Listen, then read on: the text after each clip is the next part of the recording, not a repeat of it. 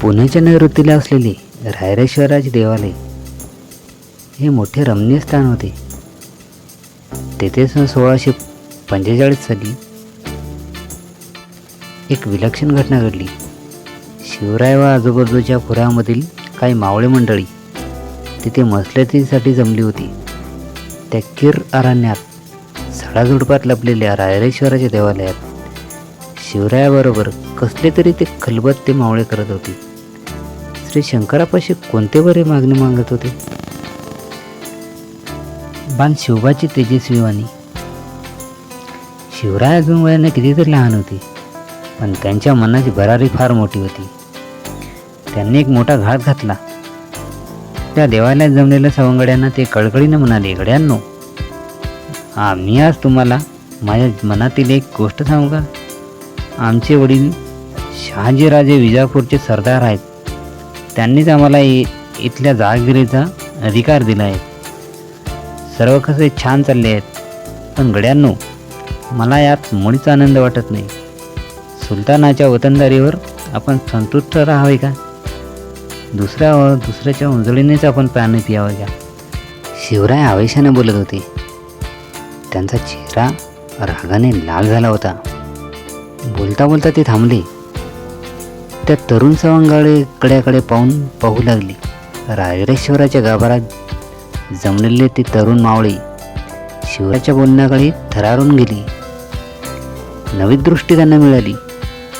त्यांच्यापैकी एक जण म्हणाला, बोला राजे, बोला, आपला मनोदय सांगा. तुम्ही जे सांगाल ते करण्यासाठी आम्ही एका पायावर तयार आहोत. हो राजे, तुम्ही जे सांगाल ते आम्ही करू, आमचे प्राणही देऊ. ते सारे तेजस्वी तरुणवीर एका आवाजात बोलले. मावळ्याच्या शब्दाने शिवरायांना स्मरण चढले. एकेकाकडे ते आनंदाने पाहत म्हणले, गड्यांनो, आपला मार्ग ठरला. आपल्या ध्येयासाठी आपण सर्वांनी झटायचे, सर्वांनी खपायचे, सर्वांनी प्राण अर्पण करायलाही तयार व्हायचे. आपले हे ध्येय म्हणजे हिंदवी स्वराज्य.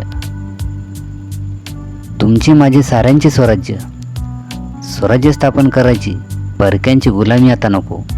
उठा, या रायरेश्वराला साक्ष ठेवून आपण प्रतिज्ञा करू. स्वराज्य स्थापनेसाठी आता आम्ही आमचे सर्वस्व वाहणार. सारे मंदिर शिवरायांच्या शब्दांनी घुमू लागले. हिंदवी स्वराज्य स्थापन व्हावे असे स्त्रीच्या मनात आहे. स्त्रीचे मनोरथ आपण पूर्ण करूया. शिवराय शेवटी निश्चयाने बोलले. रायरेश्वराच्या देवालयातून सारे मावळे बाहेर पडले. ते स्वराज्याच्या अनाभाका घेऊनच. शिवरायाचे मन उचंबळून आले. ते पुण्यास येतात तडक लाल महालात मातोश्रीकडे गेले. घडलेला प्रसंग त्यांनी जिजाबाईंना सांगितला. त्या माऊलीला धन्य वाटले. आपण मनी जे धरले ते बालराजे पूर्ण करणार आहेत अशी आशा, असा विश्वास त्यांना वाटू लागला. मावळपुरातील जमवाजमव शिवराय आपल्या नव्या उद्योगाला लागले. मावळ्यांना घेऊन ते तलवारीचे हात करू लागले. घोडदौड करावी, डोंगरातील अडमार्ग शोधावे, खिंडीवाट तोरवाटा निरखाव्यात, असा त्यांचा नित्यक्रम सुरू झाला. शिवरायांनी मावळसांची अंतःकरणे जिंकून घेतली. तरुण मावळे शिवरायांसाठी वेडे झाले. शिवरायांसाठी जगायचे, शिवरायांसाठी मरायचे असे ते म्हणू लागले. आता शिवरायांच्या हालचालींना उधाण आले. समुद्राला भरती यावी तसे. शिवरायांनी पुण्याभोवतीचे सर्व कोट किल्ले आपल्या सवंगड्यासह बारीक नजरेने निहाळले. चोरवाटा, भुयारे, तळघरे, दारुगोळा, हत्यारे आणि शत्रूच्या फौजाची ठाणी त्यांनी खडानखडा माहिती मिळवली. 12 मावळात ठिकठिकाणी देशमुख मंडळी आपली वतने सांभाळत बसली होती. त्यांना आपल्या वतनाचा विलक्षण लोभ होता. वतनासाठी ते आपापसात भांडत. या भांडणात मराठ्याची शक्ती उगाच वाया जात होती हे शिवरायांनी ओळखले. त्याला आळा घालण्याचे त्यांनी ठरवले.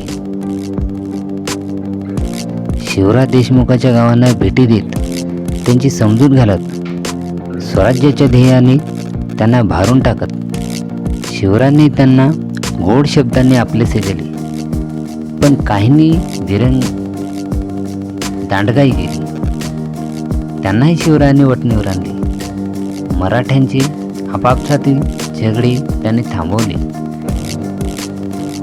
जो तो त्यांना धन्यवाद देऊ लागला.